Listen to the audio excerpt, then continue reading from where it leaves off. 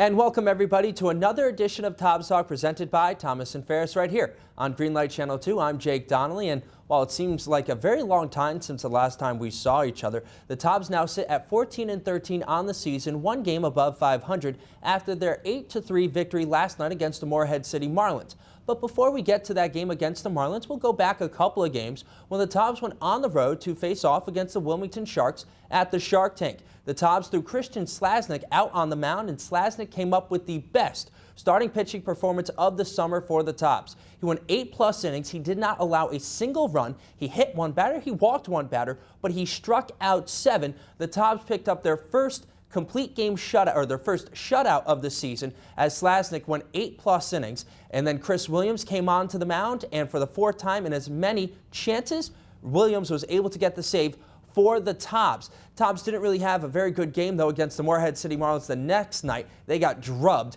16-2. We're not going to talk a lot about that one, but we will talk about the game against the Edenton Steamers. It was a very close game on Saturday. It was 3-2 heading into the bottom of the 7th inning, and then the Tobs kind of imploded, something that has become a theme against the Edenton Steamers. Their opponent tonight at Fleming, a 7:05 start with gates opening at 6 o'clock. The Tobs, though, they went back out on the road for the 3rd of their 3 games in a row. On the road and against the Morehead City Marlins, they exacted some revenge. An 8-3 victory led by Drew Cole. Out of the leadoff spot, Cole picked up 3 hits. He knocked in 2. He picked up his 3rd home run of the season, an absolute bomb beyond the right field wall. Out in right field, it actually hit the Wilson Tobs bus, and I'm sure Bob, the bus driver, didn't feel too good about that when it probably woke him up in the bus over there. But the Tobs had the 8-3 victory. Zach Callahan, who just rejoined the team a couple of days ago, ended up picking up 3 hits in the game. He scored 2 runs. Ben Schmucker,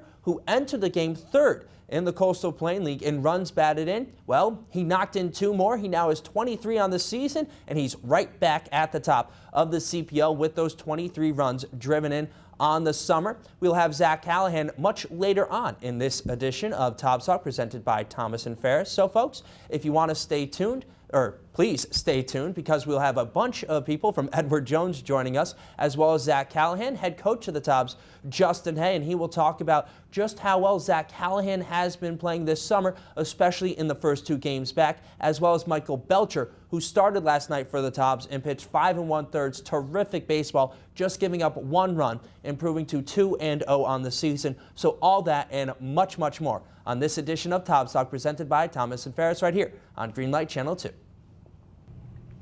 And welcome back, everybody, to this edition of Tobs Talk. I'm Jake Donnelly, and Tobs Talk is presented by Thomas and Ferris right here on Greenlight Channel 2. With me now is head coach of the Tobs, Justin Hay. And Justin, a couple nights back against the Edenton Steamers, the game was close, but you guys actually had a couple innings towards the end where the Steamers were able to blow it open. Last night, though, against the Morehead City Marlins, Michael Belcher took the mound, and he was terrific. 5 1/3, just 1 run. What made him so effective out on the mound? Well, last night he had 2 pitches that were really working well for him. His fastball is good. We've been working with Michael a lot on staying smooth and staying downhill. You know, he's a big guy. And when he throws downhill, he's very tough to hit. His curveball's really sharp. And really, he had 2 pitches last night that, you know, when were unhittable almost. And, you know, the Marlins did a good job after about the 4th inning, starting to put some pressure on him and starting to figure him out because he did only have 2 pitches. But he attacked the zone and really made it tough for them to sit on 1 pitch because he was throwing both pitches for strikes. Now, you mentioned the 2 pitches, the fastball and the curveball. He's been out of the bullpen almost exclusively this summer with the exception of last night. Is that why you hear pitching coaches and pitchers talk about needing that 3rd pitch for the 2nd and 3rd time through the lineup? Oh, that's exactly why I need through. I mean, because if you'd had the 3rd pitch, you know, the 3rd time through the lineup last night, it almost been like facing a different pitcher. If he'd have been able to come out and start throwing a changeup or a split finger in his case, it would have made him a little bit harder to hit because they wouldn't have been able to guess as well. You know, when they've seen both pitches 2 times, it kind of allows them to sit on one. But, you know, he didn't have it last night. It's something we're working on with him. It's one of his goals for the summer is to get his 3rd pitch back. So, but, you know, he really showed a lot last night and what he can do. So we're really glad with that. Now, before his start last night, he had walked 5 guys in 9 2/3 innings, just 1 walk in 5 1/3 innings last night. Was he doing anything differently mechanically speaking? Not really. he is working on staying smooth. He likes to try and overthrow sometimes, which jerks his front shoulder out, which kind of flattens his ball out.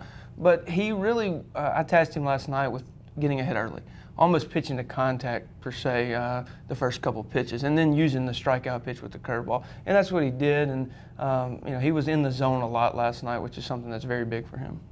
Now, 2 nights ago against the Edenton Steamers, you put Doug Teagarden, who's been playing shortstop and third base for you guys, in the leadoff spot. He didn't get a hit, but he ended up with 3 walks. Then last night, you moved him to the 3 spot. Again, no hits, but a couple of more walks. Why is he so good at the plate? What does he do differently? Well, Doug doesn't really strike out, and that's why we like him. He can basically hit anywhere in the top 3 spots in the order because he gets on base. He makes things happen. He puts the ball in play. And he's somebody that we can rely on. I mean, when he comes up into a certain situation, he handles the bat really well. Whether that's in the 3 spot, in the 2 spot, in the leadoff spot, if I want to put something on, I feel comfortable that Doug can execute it. And he sees a lot of pitches. I don't know how many he saw last night. Like you said, he didn't have a hit, but he was on base and right in the middle of some scoring opportunities for us, so that's big for us. And speaking of a guy who was in the middle of scoring opportunities, Zach Callahan, who just rejoined the team on Saturday night against the Edenton Steamers. This is a kid who was cut for a couple of weeks. Now he's back. He's made 9 starts, and it seems like every time he's in the lineup, he does something well. Do you mind just talking a little bit more about Zach? Yeah, I mean, we hate to use the word cut with Zach because we actually just had to release him due to some roster stuff, and so a spot came open, and I told him when I let him go, I said, you'll be the first guy I call back. And luckily, when I called him, he was still available. I mean, Zach's a really good player. He plays hard. He plays the game the right way and just, doesn't do anything special. I mean, if you ask, what does he do better than anybody, I don't know that we'd really be able to pick it out, but he makes the fundamental plays, the routine plays in the field, and he handles the bat well. Last night, he hit some balls hard. He hit 1 ball in the gap. His first hit was just a slap shot back up the middle.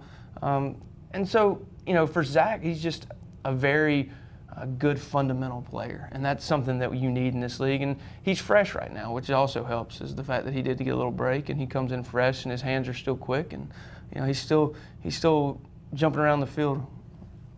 Yeah, he's staying fresh out there, and a kid who now has 4 hits in his last 2 games since rejoining the roster, and he also dropped down a sacrifice bunt in his first game back, so he's second in the CPL in sacrifice bunts despite missing 18 games for the Tob. So a good addition back to the roster. Justin, thank you for joining me again this morning. When we come back, we will have the first of 5 representatives from Edward Jones right here on Tobs Talk, presented by Thomas and Ferris on Greenlight Channel 2. And welcome back, everybody, to Tobs Talk, presented by Thomas and Ferris right here on Greenlight Channel 2. I'm Jake Donnelly, and tonight's game is sponsored by Edward Jones. And with me now is Kim Hoffman, representative for Edward Jones. And Kim, what exactly do you do with Edward Jones?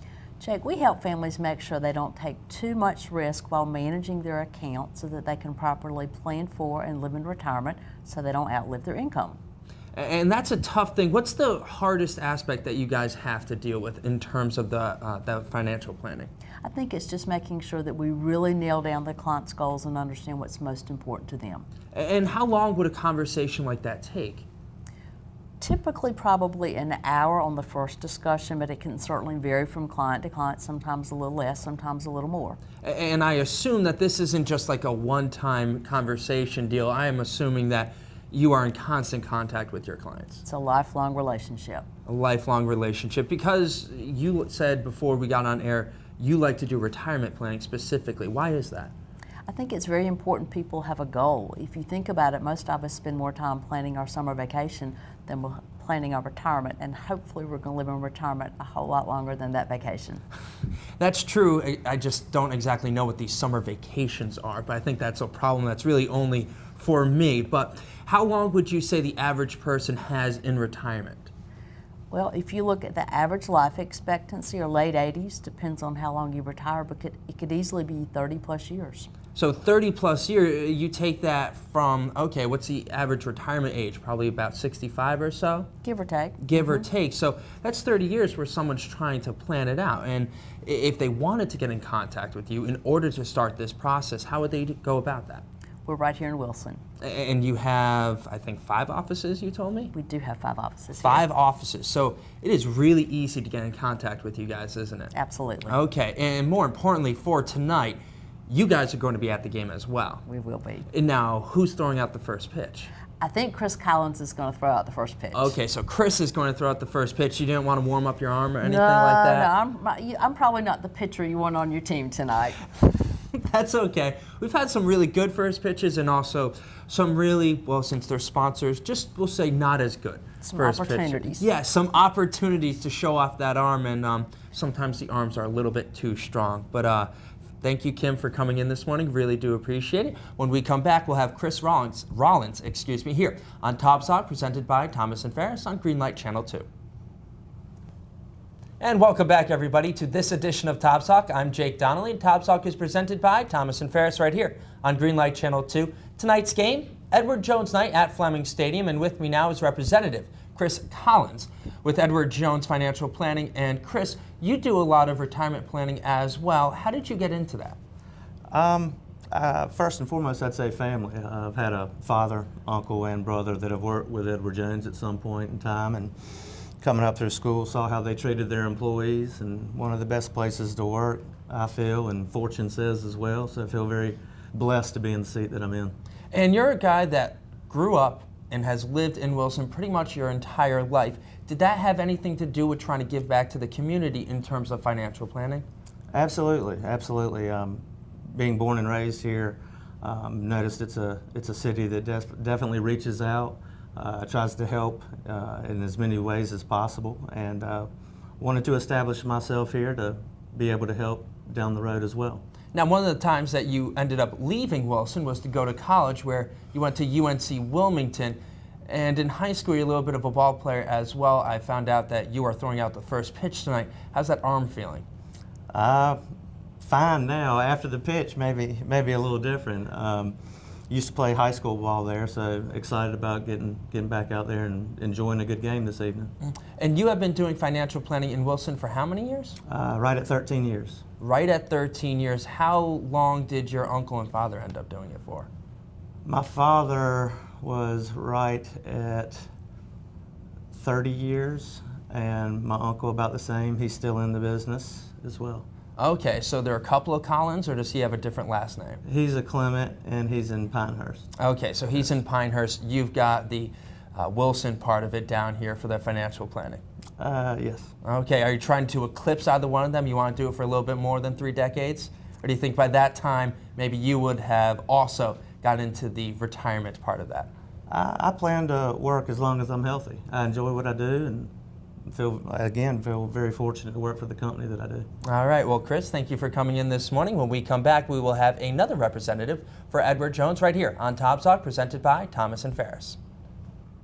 Welcome back, everybody, to this edition of Tobs Talk. Tobs Talk is presented by Thomas and Ferris right here on Greenlight Channel 2. And with me now from Edward Jones Financial Planning is Crystal Hardy. And Crystal, you've only been doing this for a couple of years, but you have a pretty cool backstory to how you got into everything. Yeah, I've been with Edward Jones. It'll be 3 years in November, and I was actually recruited by Kim Hoffman. I've known her family for some time and was very honored to have her approach me. And the rest is history. I'm still here and going strong, I guess. And going strong. Also, though, I have to ask, speaking of strong, how good is Kim's persuasive? How persuasive is she? She was pretty persuasive. It was a very good opportunity. I would have been crazy to walk away. So she was very persuasive. Was there any hemming and hawing back and forth, or was this, once the opportunity was presented, I'm going to take this? There was a lot. It was a big thought process. It was a very big decision, but no, I had my mind made up and went forward, and I have not regretted it since. So. And what appeals to you about financial planning? Why'd you get into it? I am from Wilson, and it's just very nice to be able to come back to Wilson from college and help people in the community, not only people I already know, family members, but getting to know other people too. And that's just kind of what I enjoy about it. Giving back to the community is a pretty good reason for that. I'm not even going to have to ask for another one. But speaking of in the community, you actually were a softball player growing up, from what I was told. Yes. What position did you play? I was a catcher. You were a catcher. And how long did you do that for? Oh gosh, I probably started catching elementary school years, so for quite some time. Okay, and the question I have to ask all former catchers, as one myself, how are the knees doing lately? Oh, not as good as they used to be, but that's all right. Yeah, that's all right. And not to get a little bit too involved, but the knees might be feeling a little bit of pressure because you're carrying some extra, let's call it, human weight. I am. We have a little girl coming in August. In August, and it is child number 1. Child number 1, yes, future softball player. Future softball player, exactly. We hope. Now, are you going to steer her away from catching? No, I loved it. No, I would love for her to do that. Oh, they call it the tools of ignorance. Really? Yes, they do. I never heard that. It's why I was so good at Oh, catching. of course, of course. Absolutely. And you actually spent your college years in Wilmington as well. I did. What pulled you to Wilmington? The beach. Really that simple, huh? Yeah, I started actually at Appalachian for 2 years and I hated the winter. So next best option was to head to the coast. Okay, so we're up in the mountains there in Appalachian. Yes. That can get pretty cold there, very windy too. Oh, yes, yes. So you don't do well with snow at all? No, it's not for me. What was the worst winter that you had there? How much snow? Way more than we've ever seen here. I'd say several feet. It was awful. I don't even want to think about it. So I'm scaring the mother-to-be here. Yeah, no, a couple of feet of snow, that can really get to you, but so far the summer has been pretty good. We've seen some rainouts, but the weather and the forecast for tonight is looking pretty solid. I hope so. Yeah, 7:05 start tonight against the Edenton Steamers. Gates open at 6 o'clock. Well, Crystal, thank you for coming in, and good luck and then some with the child on the way. Thank you. I'll need it. I appreciate it. All right, and we'll be back after this break with another representative from Edward Jones right here on Tobs Talk, presented by Thomas & Ferris. And welcome back, everybody, to this edition of Tobs Talk. I'm Jake Donnelly, and Tobs Talk is presented by Thomas & Ferris right here on Greenlight Channel 2. Now from Edward Jones is Wes Brown. Wes, thank you for coming in this morning, and you're relatively new to Edward Jones, but financial planning or wealth management isn't really something you're new at. How long have you been doing it for? Well, I've been in the financial industry for about 12 to 13 years. So I've been with Edward Jones, fortunate enough to be with Edward Jones. March 4th made a year for me. Yeah, a year. And how'd you end up coming over? That was a little bit of an interesting story as well. Well, that's a great question. I was with, my 10-year goal was to get in wealth management. I really feel like I have a passion for what I do, and felt like wealth management was a way I could help my clients, best way I could service their needs. And personally, I was with a competitor, and so I actually called up my financial advisor, picked their brains. They had nothing but good things to say about Edward Jones. I found out through the research that I was doing that it was a great company to work for, and I haven't looked back. So it was a great decision. Wish I would have done it a lot earlier. And now we saw that Crystal is in need of some financial planning because she is an expectant mother, and you are apparently a first-time expectant father. I am. I'll be a father. November 13th is our date, and we're going to have a little girl as well, so can't wait. So Wilson will be blessed with 2 more girls in this area. You are originally from Rocky Mount. How'd you end up in Wilson? Well, I ended up in Wilson through my former job as a banker, so it brought me to Wilson. It's a great community. We have loved living here, gotten to know a lot of people, and really want to give back. So Edward Jones gave me the opportunity to come back to Wilson and serve the Wilson community. Now, do you have a specialty when it comes to financial planning? Really, retirement, kind of sticking with the theme here, retirement planning. One of the main concerns with our clients we hear repetitively is, I don't want to run out of money. So with that retirement, we try to tailor solutions that are going to work specifically with them and dig a little bit deep and find out what's their concern, and then how do we pair that up with the solutions that we give them. Now, is it ever too early to get into retirement planning? What's a good time to start? There's never, the earlier the better. So I don't know about you, but I don't want to work the rest of my life. So the sooner that we can put goals into place, then the sooner that we can retire. And I assume that there are different goals that people have. It's not like, okay, I want to retire at this point in time. It must be something like, I want to retire with this type of benefits. How do you guys go about doing that? Well, that's a great question. We have a 5-step process that we really use, and it really just peels back. We listen to what the client really needs, find out where they're at today, where they want to be, and then how do we get them there. And then we're lifelong partners. So we meet regularly to make sure that we're on track with those goals and to help them to move that cart down down the rail. And with 5 locations in Wilson, it's real easy to get a hold of you guys, isn't it? Absolutely. We have 5 offices here in Wilson, great advisors. We constantly call one another to help our clients. It's the benefit for our clients. So just pick up the phone, give us a call. Consultations are free. And remember, folks, that is Edward Jones Financial Planning. Wes, thank you for coming in this morning. Really do appreciate it, and good luck coming up in November. Thank you so much. All right, when we come back, we'll have another representative for Edward Jones Financial Planning right here on Tobs Talk, presented by Thomas & Ferris. And welcome back, everybody, to this edition of Tobs Talk, presented by Thomas & Ferris right here on Greenlight Channel 2. Tonight's game against the Edenton Steamers is Edward Jones night, and with me now is Susan Worrell-Bridgers. Susan, that's one heck of a last name, so I'm really glad I got that part out of the way. But you also do financial planning in terms of retirement planning, but you also do a couple of others. What are those? We do college planning as well as a lot of life insurance, which fits into the retirement planning. Mm-hmm. So, Yeah, and it's really like a lifelong thing, isn't absolutely, absolutely. You can't do one without the other. it? And how long have you been with Edward Jones? I have been with Edward Jones for 7 years. I came over from a different firm, I started right before 2008. So, starting in 2008, when things really didn't take a turn for the better, how much nicer is it working for Edward Jones now in 2014? It's a lot better. You learn a lot and you grow with your clients, so I love it. And since you started in 07, there was a tornado at your old office, Yes. and you had a funny story about that because you, at that time, with, as you mentioned, something must be in the water at Edward Jones, were an expectant mother. That's right. I was 8.5 months pregnant. We had moved into a new office, and the tornado, we had fixed some punch for the baby shower, which was the next day, and the tornado took out my building, took my whole office out. And I called the lady that works with me, Edenton. I said, I got some good news, Edenton, I got some bad news. I said, the good news is we don't have to worry about that carpet that we got that punch on. The bad news is we don't have an office anymore. So it was pretty bad. Pretty bad, but now things are doing a little bit better for Edward Jones and the rest of the Wilson area. What made you get into financial planning?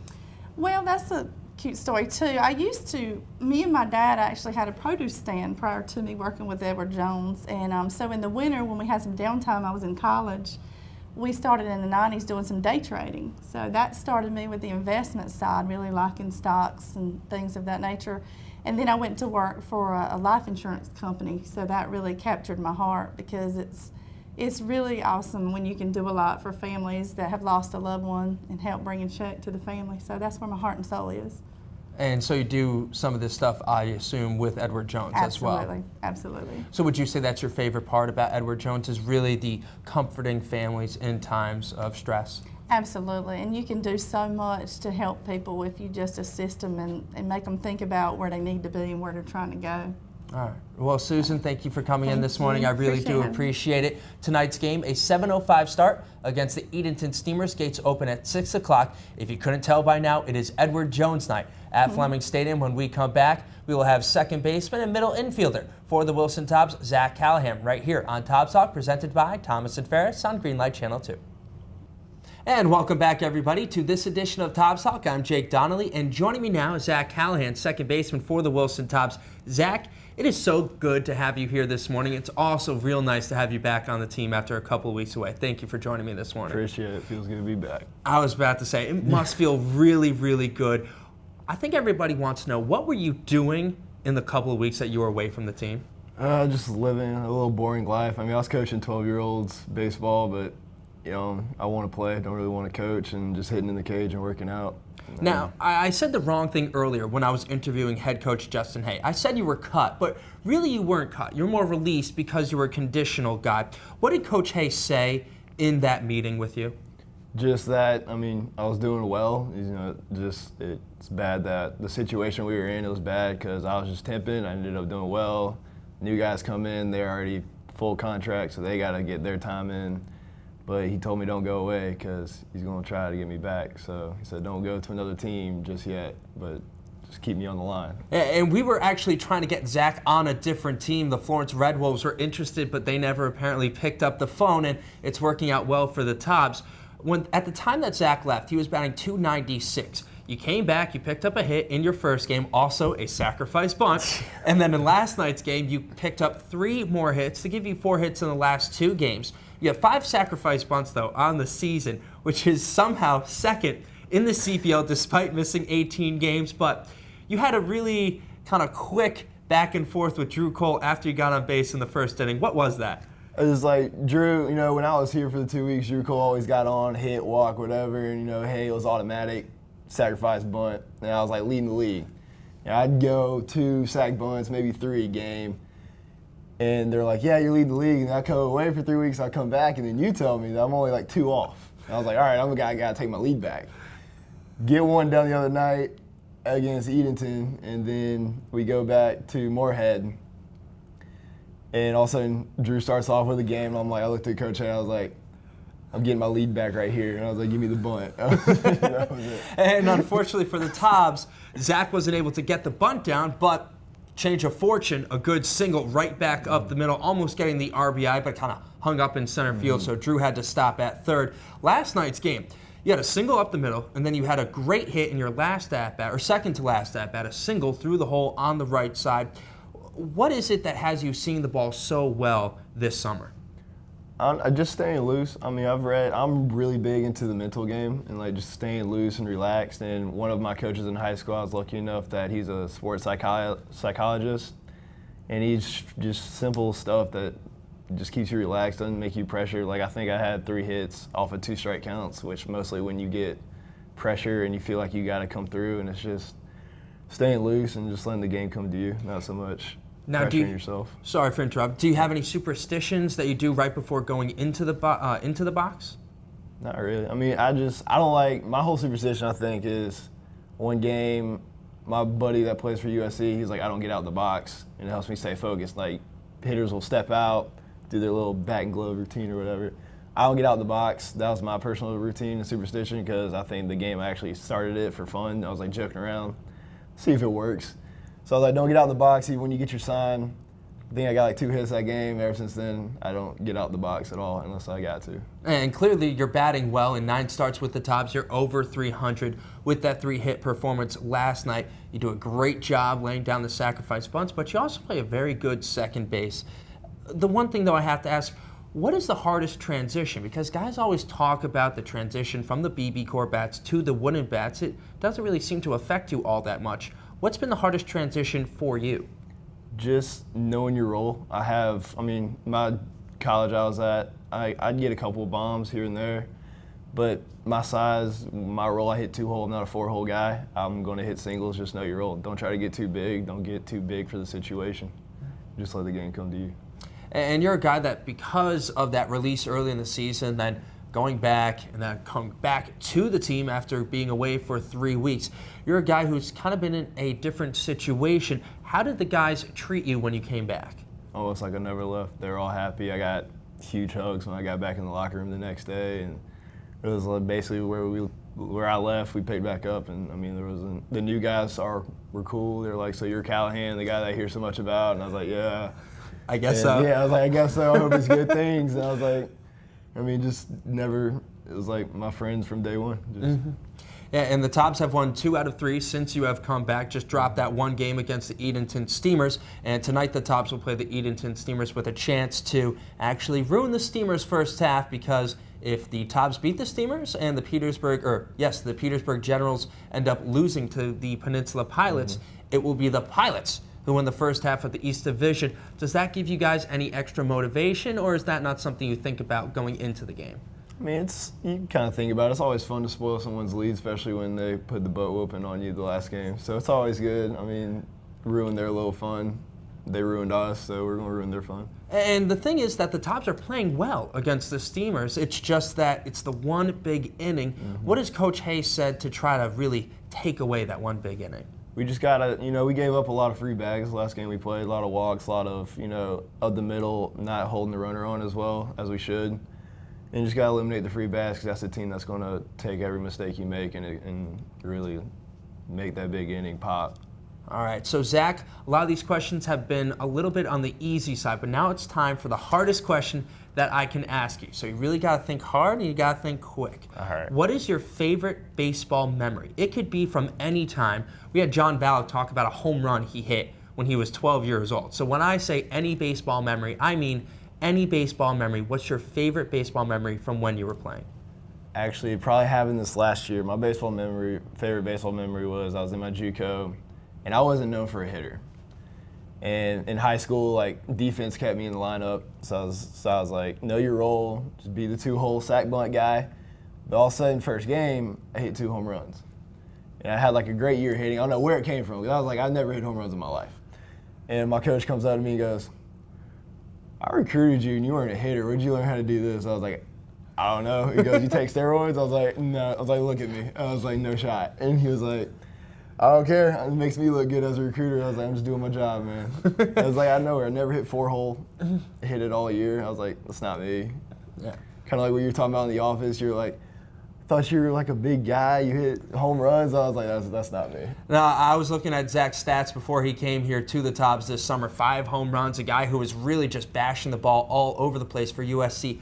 Lancaster? Mm-hmm. Yeah. Lancaster, depending on what part. Yeah, where we are, South Carolina, North Carolina, a couple of different pronunciations, but I think I've got this one down. But Zach, thank you so much for coming in this morning. It's great to have you back this summer. It's great to have you on the set, so thank you for coming in. Appreciate it. All right, when we come back, we'll wrap up this edition of Tobs Talk presented by Thomas and Ferris right here on Greenlight Channel 2.